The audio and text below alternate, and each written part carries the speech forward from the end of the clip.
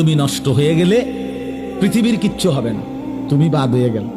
প্রতিদিন কত মানুষ যে অ্যাক্সিডেন্টে মরে যায়, এতে পৃথিবীর কিচ্ছু হয় না। সূর্য ডুবেই যায়, চাঁদ উঠেই যায়, রাত শেষই হয়ে যায়, দিন শেষই হয়ে যায়, নাকি বলেন না ভাই? বলেন, ছেলেরা বলো ভাই, কিচ্ছু হয় না, কিচ্ছু হয় না। কারোর জন্য পৃথিবী থামে না, কারোর জন্য। রাসূলুল্লাহ সাল্লাল্লাহু আলাইহি ওয়াসাল্লাম স্পষ্ট হাদিসে আছে, নবীজির একজন ছেলে ইন্তেকাল করছিল, তখন সূর্যগ্রহণ লাগছিল।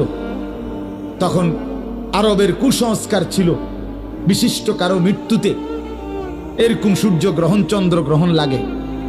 নবী সাল্লাল্লাহু আলাইহি ওয়াসাল্লাম বলছেন, না না না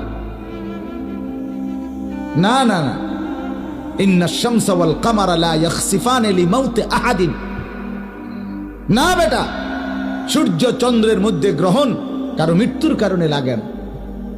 কারো মৃত্যুতে কিছুই থামে না, পৃথিবী চলতেই থাকে, পৃথিবী চলতেই থাকে। চাই সেটা নবীর সন্তান হোক,